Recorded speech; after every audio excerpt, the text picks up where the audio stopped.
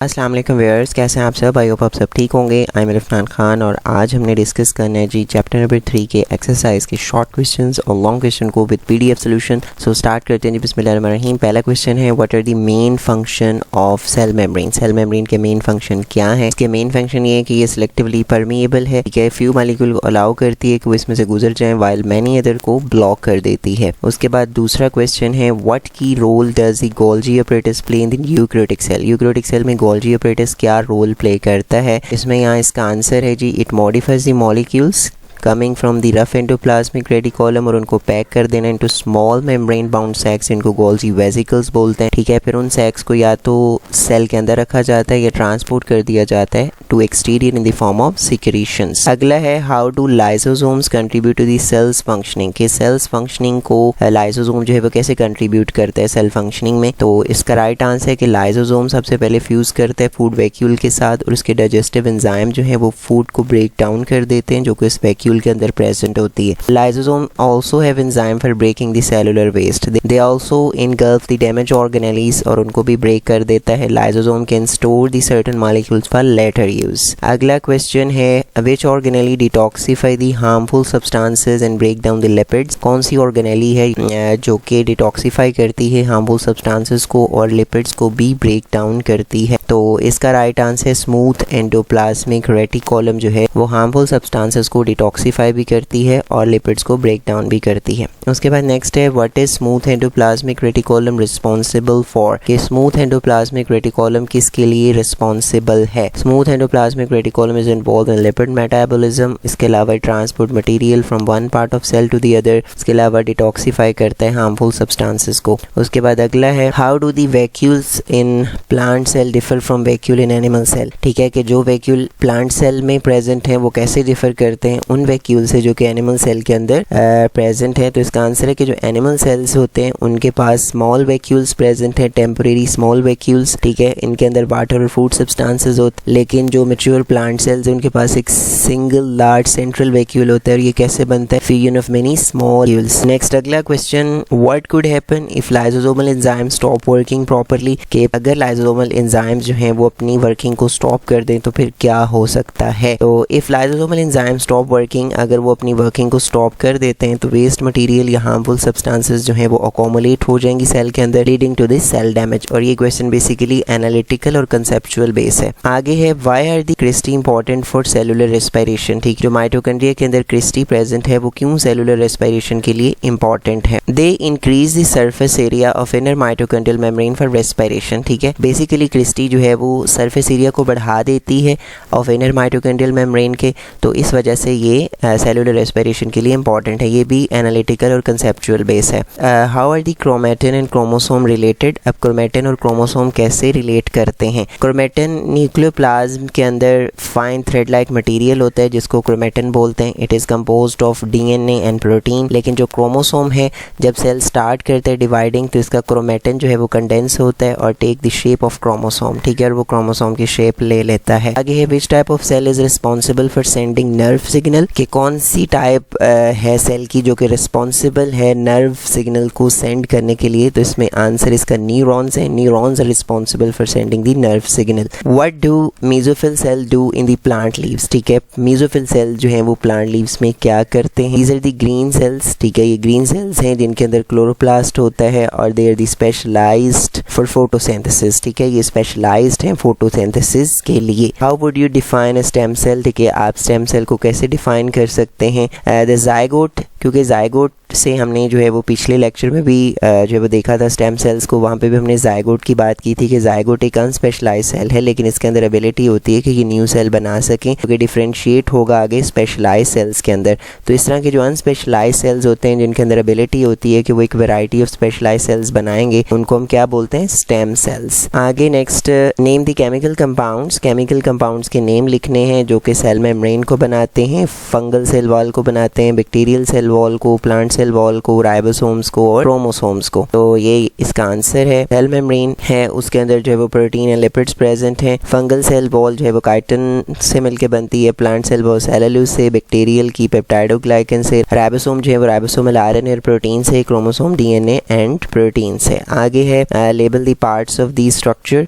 कि इन स्ट्रक्चर को आपने जो है वो लेबल करना है। ये यहाँ पे एक एनिमल सेल है और एक प्लांट सेल है, तो ये यहाँ पे आप देख लें, ये इनको जो है वो लेबल किया गया, बल्कि आपकी जो है वो डायग्राम बुक में भी बनी होगी, वहाँ से भी आपने करना है। आज आगे है ये लॉन्ग क्वेश्चन स्टार्ट हो जाते हैं। Explain the fluid mosaic model of cell membrane, ठीक है, इसमें आपने सेल मेम्ब्रेन का ओवरऑल जो है वो पॉइंट जो है वो डिस्कस करना है। उसके बाद है describe the structure and function of cell wall, ठीक है, इसमें सेल वॉल वाला टॉपिक जो हमने पीछे कवर किया उसको आपने लिख देना है। इसके बाद discuss the components of nucleus, ठीक है, इसमें आपने न्यूक्लियस का जो है वो टॉपिक लिखना। आगे describe the structure and function of lysosomes and endoplasmic reticulum, lysosomes और एंडोप्लाज्मिक रेटिकुलम का आपने जो है वो स्ट्रक्चर और फंक्शन लिखना है। तो ये यहाँ पे बताया कि जी lysosomes small membrane bound vesicles हैं जिनके अंदर स्ट्रॉन्ग डाइजेस्टिव एंजाइम है। डिस्कवर इनको किसने किया था? बेल्जियन साइंटिस्ट क्रिस्टियन रेनेडिड्यूव ने। कैरेक्टरिस्टिक्स क्या है? लाइसोसोम बर्ड ऑफ होते हैं, गोल्जी अपरेटस से, सिंगल मेम्ब्रेन बाउंड ऑर्गेनेलीज हैं। फंक्शन क्या है जो हम ऑलरेडी शॉर्ट क्वेश्चंस में ठीक है डिस्कस कर चुके हैं। ये इसकी डायग्राम आपको बुक से भी मिल जाएगी। आगे एंडोप्लाज्मिक रेटिकुलम है। एंडोप्लाज्मिक रेटिकुलम नेटवर्क होता है मेम्ब्रेन बाउंड चैनल्स का जो कि प्रेजेंट है through the cytoplasm of eukaryotic cell, और इनकी 2 टाइप्स हैं, एक है रफ एंडोप्लाज्मिक, दूसरी है स्मूथ एंडोप्लाज्मिक। रफ इनको क्यों बोलते हैं? क्योंकि इनके साथ राइबोसोम्स अटैच होते हैं। फंक्शन क्या है? क्योंकि राइबोसोम प्रेजेंट है तो ये serves the function in protein synthesis में रोल प्ले करते हैं। स्मूथ एंडोप्लाज्मिक रेटिकुलम स्मूथ इसलिए क्योंकि इसके पास राइबोसोम्स नहीं है और इसकी सरफेस स्मूथ होती है, और ये इन्वॉल्व है लिपिड मेटाबॉलिज्म में, ठीक है, ये हमने शॉर्ट क्वेश्चन में भी देखा है। ट्रांसपोर्ट करते हैं मटेरियल को from one part of the cell to other, detoxify harmful substances, ठीक है, ये सारी चीजें हम देख चुके हैं। आगे describe the formation and function of Golgi complex, ठीक है, फॉर्मेशन और उसका फंक्शन जो है वो गोल्जी कॉम्प्लेक्स का बताना है। ये भी हमने जो है वो गोल्जी के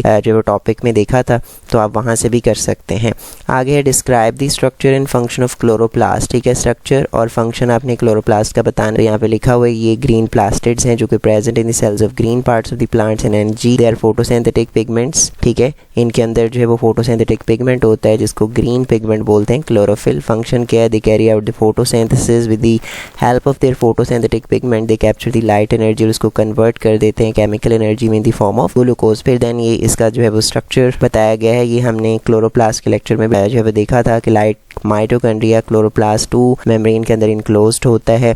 on the internal side of membrane there are many sets of stacked membrane. ये स्टैक्स बेसिकली क्या कहलाते हैं? ग्रेना, लेकिन जो सैक लाइक स्ट्रक्चर है विच मेक अ ग्रेनम उनको क्या बोलते हैं? थैलाक्वाइड। फोटोसिंथेटिक पिगमेंट जो है वो प्रेजेंट होता है ऑन द सरफेस ऑफ थैलाक्वाइड्स। एक फ्लूइड जिसको स्ट्रोमा बोलते हैं वो सराउंड करते हैं थैलाक्वाइड्स को, लाइक माइटोकॉन्ड्रिया क्लोरोप्लास्ट अपने डीएनए और राइबोसोम जो है वो रखता है। How does turgor pressure develop in a plant cell, ठीक है, कि प्लांट सेल के अंदर टर्गर प्रेशर जो है वो कैसे डेवलप होता है। Most mature plant cell have a single large central vacuole, it is form by the fusion of many small vacuoles, ठीक है, हम पीछे भी देख चुके हैं। The membrane of the plant vacuole उसको हम टोनोप्लास्ट बोलते हैं, और जो सैप इनसाइड प्रेजेंट होता है उसको क्या बोलते हैं? Cell sap. ये वाटरी सोल्यूशन होता है साल्ट का। उसके बाद due to this large central vacuole, ये लार्ज सेंट्रल वैक्यूल प्रेजेंट होने की वजह से साइटोप्लाज्म जो है वो एक साइड की तरफ जो है वो पुश हो जाता है। ये जो आउटवर्ड प्रेशर है वैक्यूल का साइटोप्लाज्म पे और सेल वॉल पे make the plant cell turgid, ठीक है, तो इसी से प्लांट सेल टर्जिट हो जाता है और ये प्रेशर टर्गेट प्रेशर कहलाता है और इस प्रोसेस को टर्गर बोलते हैं। अब स्टेप्स कौन कौन से हैं जिससे टर्गर प्रेशर जो है वो क्रिएट किया जाता है प्लांट सेल के अंदर? सबसे पहला है वाटर एब्जॉर्प्शन। प्लांट सेल क्या करते हैं? वाटर को एब्जॉर्ब करते हैं सराउंडिंग से through the cell membrane by process called osmosis, ठीक है, और दूसरा प्रोसेस होता है फिलिंग द वैक्यूल।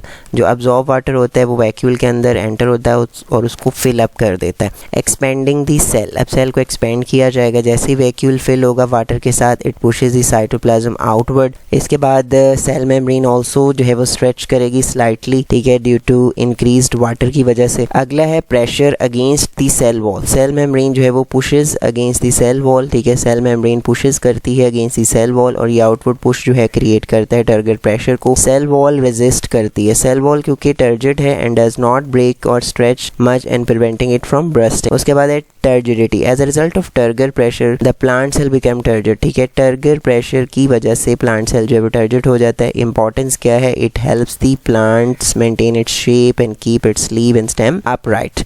उसके बाद अगला है write any 4 differences between a plant cell and animal cell, ठीक है, एक एनिमल और प्लांट सेल सेल के अंदर आपने 4 डिफरेंसेस लिखनी है जो कि यहाँ पे आप देख सकते हैं। पहले आप जो है वो फीचर लिखें सेल वॉल का, क्लोरोप्लास्ट का, शेप का, वैक्यूल का और सेंट्रियोल का। फिर लिखें एनिमल सेल और प्लांट सेल। अच्छा, अब सेल वॉल जो है वो एनिमल सेल में एब्सेंट होती है, प्लांट में प्रेजेंट है, मेड ऑफ सेलुलोज। क्लोरोप्लास्ट जो है वो एनिमल सेल में एब्सेंट है क्योंकि फोटोसिंथेसिस एनिमल सेल्स नहीं करते, लेकिन प्लांट सेल में क्लोरोप्लास्ट प्रेजेंट है फॉर फोटोसिंथेसिस क्योंकि जाहिर सी बात है क्लोरोप्लास्ट फोटोसिंथेसिस करते हैं। शेप क्या है जी, एनिमल सेल की इरेगुलर और राउंड होती है लेकिन प्लांट सेल की रेगुलर एंड रेक्टेंगुलर है। वैक्यूल्स एनिमल सेल में स्मॉल एंड न्यूमरियस, काफ़ी ज़्यादा, अगर हैं तो बहुत ज़्यादा होते हैं, छोटे छोटे। प्लांट सेल में लार्ज सेंट्रल वैक्यूल प्रेजेंट है जो कि प्रोमिनेंट होता है। सेंट्रियोल्स जो है वो प्रेजेंट होते हैं एनिमल सेल्स के अंदर लेकिन प्लांट सेल्स के अंदर ये एब्सेंट है। अच्छा, उसके बाद है describe the concepts of division of labour and how it employees in the multi cellular organism, give at least 3 examples. ठीक है, ये वाला टॉपिक जो है वो आप डिवीजन ऑफ लेबर के अंदर जो है वो देख सकते हैं जो हमने पीछे जो है वो डिस्कस किया था। ठीक है, वहां से आपको इसका आंसर मिल जाएगा। आगे है write a note on cell specialisation. ठीक है, ये सेल स्पेशलाइजेशन का ये भी हम जो है वो कवर कर चुके हैं तो आपने इनको वहां से देख लेना है। उसके बाद आगे चलते हैं इंक्विजिटिव क्वेश्चंस पे। What impact might mitochondrial dysfunction और absence have on other organelles ability to operate in a cell. ठीक है, कि अगर माइटोकॉन्ड्रियल डिसफंक्शन हो जाता है या माइटोकॉन्ड्रिया एब्सेंस है तो उसका अदर ऑर्गेनेलीज की एबिलिटी पे क्या जो है वो इम्पैक्ट होगा। कि माइटोकॉन्ड्रिया पावर हाउसेज हैं सेल के जो कि रिस्पॉन्सिबल हैं for producing energy in the form of ATP. अगर mitochondria dysfunction mean do not work properly या एब्सेंट होगा तो it can affect the whole cell और अदर ऑर्गेनेलीज पे भी। कैसे करेगा तो हम ये इसको देख लेते हैं। पहले है लैक ऑफ एनर्जी। माइटोकॉन्ड्रिया क्योंकि प्रोवाइड करते हैं energy that other organelles need to work. ठीक है, अब विदाउट इनफ एनर्जी, जब इतनी एनर्जी नहीं होगी तो organelles like the nucleus, endoplasmic reticulum, Golgi apparatus तो ये अपने टास्क को एफिशिएंटली परफॉर्म नहीं कर सकेंगे। इसके साथ साथ प्रॉब्लम होंगी सेलुलर फंक्शन के साथ। ऑर्गेनेलीज लाइक न्यूक्लियस जो कंट्रोल करते हैं सेल एक्टिविटीज, इसको एनर्जी चाहिए टू कॉपी द डीएनए और प्रोटीन बनाने के लिए। Without energy from mitochondria the cells can't divide properly. ठीक है, डिवाइड भी नहीं कर सकता और अपने नॉर्मल फंक्शंस को भी कैरी आउट नहीं कर सकता। इसके बाद है weak cell structure. Organelles like cytoskeleton which gives the cell its shape need energy to maintain the cell structure. ठीक है, अब वो ऑर्गेनेलीज लाइक साइटोस्केलेटन जो कि सेल की शेप को जो वो मेंटेन रखता है उसको भी एनर्जी चाहिए। ठीक है, विदाउट एनर्जी तो सेल अपनी शेप को लूज करेगा और वीकर हो जाएगा। Waste buildup. Mitochondria are also help to remove the waste products. Waste products को रिमूव करने के लिए भी यूज होता है। If they do not function properly, ठीक है, फंक्शन प्रॉपर्ली नहीं करेंगे तो वेस्ट बिल्डअप हो जाएगा जो कि सेल को हार्म करेगा और ऑर्गेनेलीज को भी। इंक्लूजन ये है कि without healthy mitochondria cell doesn't have enough energy to function well. ठीक है, कि विदाउट माइटोकॉन्ड्रिया जो है वो सेल के पास इतनी एनर्जी नहीं होगी कि वो अपना अच्छे से फंक्शन जो है वो परफॉर्म कर सके। अगला इंक्विजिटिव क्वेश्चन है कि what may happen if a coordination between ribosomes and the nucleus were to fail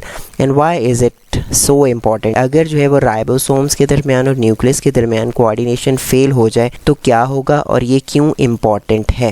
इसमें पहले है ribosomes and nucleus need to work. ठीक है, इनको ज़रूरत होती है कि वो एक साथ काम करें सेल के लिए ताकि वो फंक्शन कर सके प्रॉपरली। इफ़ देयर कोऑर्डिनेशन, अब अगर इनकी कोऑर्डिनेशन फेल हो सकती है तो बिग प्रॉब्लम जनरेट हो सकती हैं। सबसे पहली प्रॉब्लम होगी protein production problem. Nucleus hold करते हैं डीएनए को जिसके अंदर इंस्ट्रक्शन है ताकि वो प्रोटीन्स बनाए। राइबोसोम इन इंस्ट्रक्शन को रीड करते हैं और प्रोटीन को बिल्ड करता है। अगर nucleus can not send the right instruction in the form of mRNA to the ribosomes तो राइबोसोम जो है वो इस काबिल नहीं होगा कि वो राइट प्रोटीन बनाए।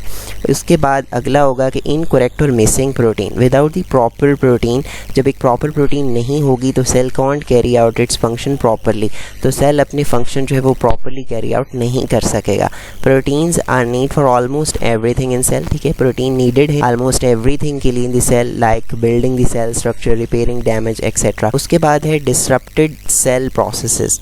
Since proteins are so important, क्योंकि प्रोटीन बहुत इंपॉर्टेंट है, a failure in coordination between ribosomes and nucleus could stop many processes in the cell like growth, repair and energy production. उसके बाद है importance क्या है, like उसने बोला कि इसकी importance, why is it so important? Coordination between ribosomes and nucleus ensures that cell makes the protein at the right time. ठीक है, कि ये जो coordination है ribosomes और nucleus के दरमियान एंड ये इंश्योर करता है कि सेल जो है बिल्कुल करेक्ट प्रोटीन बनाएगा एट द राइट टाइम। अगर ये सिस्टम फेल हो जाता है it can lead to disease और प्रॉब्लम हो सकती है, लाइक ग्रोथ प्रॉब्लम हो सकती है और इवन सेल डेथ भी हो सकती है। कंक्लूजन ये है कि if ribosomes and nucleus do not work together cell can not make the right protein, ठीक है, वो राइट प्रोटीन नहीं बनाएगा, जिससे बहुत ज़्यादा प्रॉब्लम हो जाएंगी जो कि सेल को अफेक्ट करेंगी और फंक्शन ऑफ दी सेल को भी अफेक्ट कर सकेंगी और ओवरऑल ऑर्गेनिज्म को भी इफेक्ट करेंगे। सो यहाँ तक जो है ये हमारी एक्सरसाइज है वो कंप्लीट हो जाती है। नेक्स्ट हम इंशाल्लाह अगले लेक्चर में अगले